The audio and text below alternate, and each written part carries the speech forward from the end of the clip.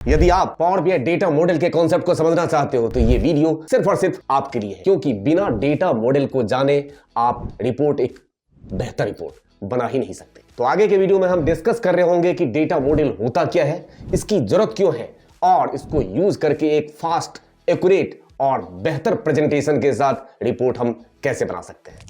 तो सबसे पहले बात करते हैं डेटा मॉडल के कॉन्सेप्ट की। ये आपका डेटा मॉडल जो है पावर बीआई में, ये एक स्ट्रक्चर्ड लॉजिकल लेयर होता है आपके रॉ डेटा और आपके विजुअलाइजेशन के बीच का।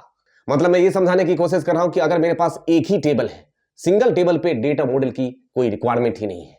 जब आपके पास एक से ज्यादा टेबल होता है और उन मल्टीपल टेबल्स के बेस पे आप single report at a glance represent करना चाहते हैं, मतलब मल्टीपल टेबल के डेटा को एक ही जगह रिप्रेजेंट करना चाहते हैं एक ही रिपोर्ट में, तो मुझे उन टेबल्स के बीच में कोई ना कोई ऐसा एट्रीब्यूट ढूंढना होगा जो कि कॉमन होगा। उसके बेस पे मैं उन टेबल्स के बीच में क्या करूंगा, रिलेशन स्टैब्लिश कर दूंगा, जिसके बेस पे क्या हो रहा होगा, मल्टीपल टेबल से डेटा आपका फेच हो रहा होगा सिंगल रिपोर्ट में। अगर मैं डेटा मॉडल के कोर कंपोनेंट की बात करूं तो टेबल होना चाहिए, उन टेबल्स के बीच में रिलेशनशिप होना चाहिए। बिना रिलेशनशिप का डेटा मॉडल किसी काम का नहीं। साथ के साथ टेबल में भी कौन सा, फैक्ट टेबल और उसमें से निकले हुए डायमेंशन टेबल्स होना चाहिए। तभी तो फैक्ट और डायमेंशन टेबल के बीच में आप रिलेशनशिप स्टैब्लिश कर पाएंगे।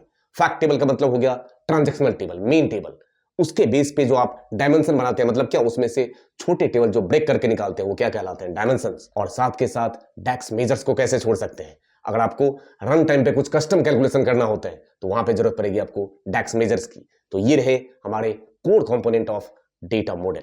इनिशिएटिव लिया है, क्या हुआ, ब्रह्मांड।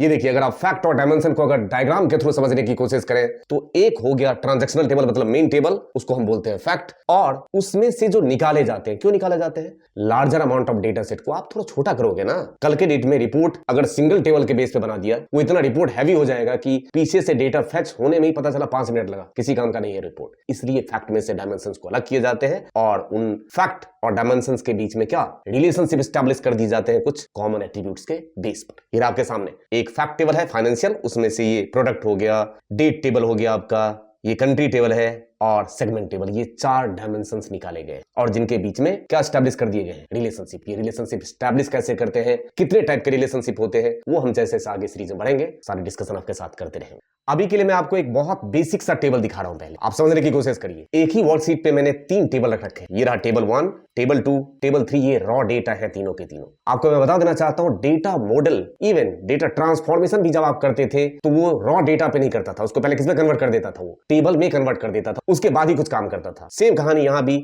आपने इस रॉ डेटा को, अगर आपको डेटा मॉडल बनाना है तो आप टेबल में कन्वर्ट कर देंगे और ज्यादा अच्छा रहेगा। टेबल का अपना एक नाम होता है, जैसे इस टेबल के डिजाइन पे जाएं, आप इसका एक नाम दे दीजिए। जैसे ये सेल्स टेबल है मेरा, ये कौन सा है मेरा, ये प्रोडक्ट टेबल है, और तीसरा मेरा एक और टेबल आ गया जिसका नाम है कस्टमर। टेबल का आपने क्या किया, नाम दे दिया। तो मेरे पास कितने टेबल हो गए, 3। अब इस तीनों टेबल को मैं या तो यहीं पे पिवोट टेबल बना दूं, ठीक, तो पिवोट टेबल भी 3 टेबल के बेस पे कैसे बनेगा, ऑफ कोर्स आपको रिलेशनशिप एस्टैब्लिश करना होगा। सेम कहानी डेटा मॉडल आपको बीआई में सिखाने की कोशिश कर रहा हूं।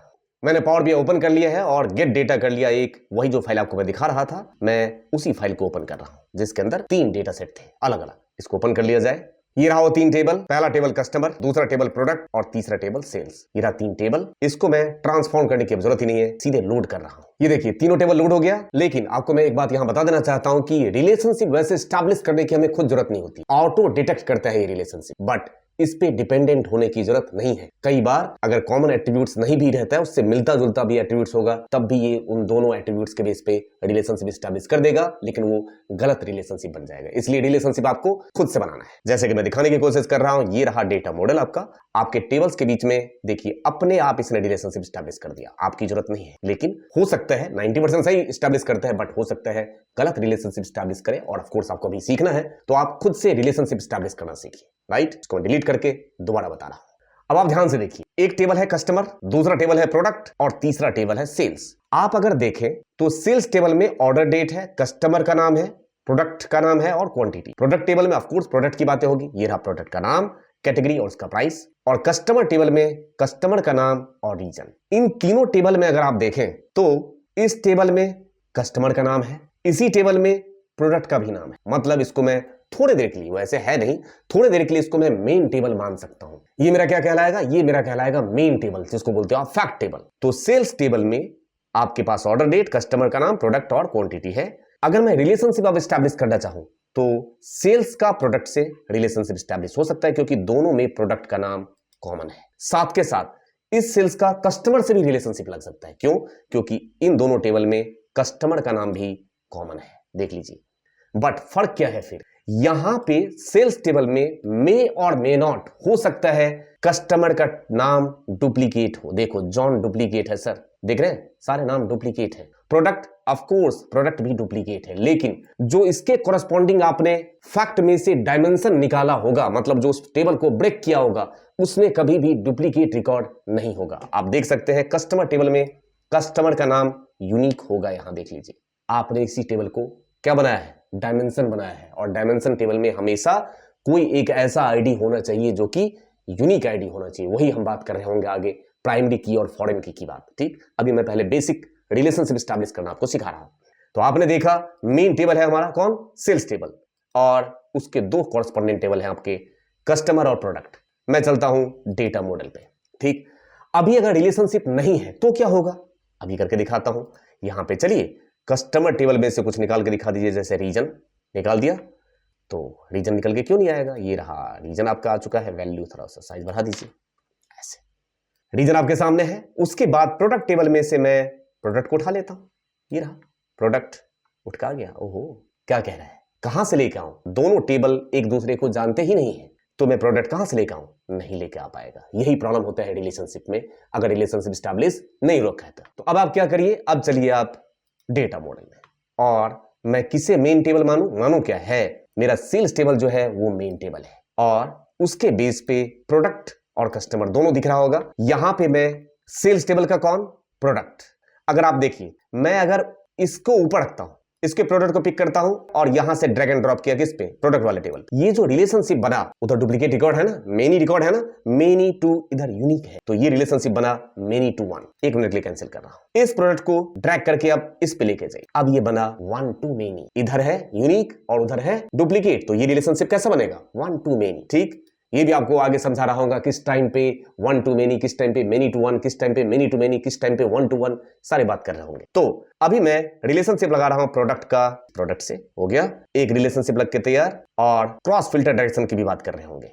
रुक जाइए, साथ के साथ इसमें कस्टमर का कस्टमर से लगा दीजिए। लग गया रिलेशनशिप, सेव कर दे रहा हूं। और आपने एक चीज और गौर किया होगा, यहां पे देखिए, ये इस तरीके से एरो जैसा दिख रहा है ना, इसको बोलते हैं क्रॉस फिल्टर डायरेक्शन। इसका मतलब ये होता है कि कौन किसे फिल्टर करेगा। अभी ये क्रॉस फिल्टर डायरेक्शन जो लगा हुआ है वो वन साइडेड लगा हुआ है, सिंगल। इसका मतलब अभी प्रोडक्ट टेबल किसको फिल्टर कर रहा होगा? सेल्स वाले को। इधर कस्टमर टेबल फिल्टर कर रहा होगा सेल्स वाले को, लेकिन सेल्स टेबल प्रोडक्ट और कस्टमर को फिल्टर नहीं कर सकता है। रिपोर्ट पहले बना के देखते हैं। अब देखिए जरा, कैटेगरी उठाइए तो एक बार, या प्रोडक्ट उठाइए, कुछ भी आपकी इच्छा है। प्रोडक्ट आ गया, बिल्कुल सही। या कैटेगरी आपको चाहिए तो कैटेगरी उठा लीजिए, ये रहा कैटेगरी, उठ का गया। साथ के साथ सेल्स अमाउंट, यहाँ पे क्वांटिटी उठा लेते हैं। अभी देखने में अच्छा नहीं लग रहा है, इसको आप क्या करें, यहाँ पे एक और विजुअल है जिसका नाम है मैट्रिक्स, ये पिवोट टेबल जैसा हो गया, इस पे क्लिक कर दीजिए। अब आपको ये प्रॉपर दिख रहा होगा विजुअल जो आप एक्सपेक्ट कर रहे होंगे। देख लीजिए, बिल्कुल ठीक है, रीजन वाइज चीजें दिख रही है। ये आपका कब ठीक नहीं दिखता? जब आपका रिलेशनशिप सही स्टैब्लिश नहीं हो रखा होता। अभी आपने रिलेशनशिप तीनों टेबल के बीच में स्टैब्लिश कर दिया है, तो ये प्रॉपर काम कर रहा है। अब अगर आप चाहें तो मान के चलते कस्टमर यहां से उठा के मैंने यहां रख दिया, और उसको क्या कह दिया, तुम बन जा क्या फिल्टर। यहां पे होगा कस्टमर रख दिया यहां पे, और उसको बना दिया मैंने फिल्टर स्लाइसर। अब जिसे चेक करूंगा उसके अकॉर्डिंग ये दिखा रहा होगा, देख रहे हैं? ठीक, तो इस तरीके से फिल्टर, ये एक्सटर्नल फिल्टर आप लगा सकते हो, अपने आप रिपोर्ट जो है वहां पे फिल्टर करके दिखा रहा होगा आपको। अभी आपको मैं बेसिक जंक्शन दिखाने की कोशिश करूं तो सेल्स टेबल को आपने प्रोडक्ट और कस्टमर से दोनों को क्या किया है, कनेक्ट किया एक तरीके से। डेटा मॉडल का मतलब ये होता है कि मल्टीपल टेबल के बेस पे उनमें से कॉमन एट्रीब्यूट्स को ढूंढना, अगर नहीं है तो बनाना होगा आपको, उसके बेस पे तब रिलेशनशिप स्टैब्लिश करेंगे। ये याद रखिए। मैं अब आपको क्या कर रहा हूं, मैंने तो बेसिक आपके क्लियर कर दिए है, इसके बेस पे एक आपको असाइनमेंट के तौर पर दे रहा हूं, एक और एग्जाम्पल सेट रख रहा हूं आपके सामने। मैं उसमें रिलेशनशिप बिना लगाए दे रहा हूं, ठीक है? आपका काम क्या है, उनमें रिलेशनशिप कैसे करना, मतलब ढूंढना पहले कि उनमें कॉमन एट्रीब्यूट्स क्या है। अगर नहीं है तो कॉमन एट्रीब्यूट्स पहले बनाऊंगा और उसके बेस पर रिलेशनशिप स्टैब्लिश करूंगा, और तब देखूंगा रिपोर्ट कैसा रहा है। क्योंकि याद रहे, अगर रिलेशनशिप सही नहीं बनेगा तो आपका रिपोर्ट सही नहीं आएगा। और अब आज का वीडियो साइनिंग ऑफ लेने से पहले सिर्फ इतना ही कि भरोसा एक बहुत इंपॉर्टेंट वर्ड है, जो कि हमेशा इंसान को दूसरों पे नहीं खुद पे करना चाहिए। ये आप आजमा के देख लेना। क्योंकि दूसरों पे भरोसा करने का मतलब धुएं के बादल से बरसात मांगने जैसा है। इसलिए भरोसा अगर करना ही है तो खुद पे। Thank you for your love and support to innocent channel. Thank you दिल से।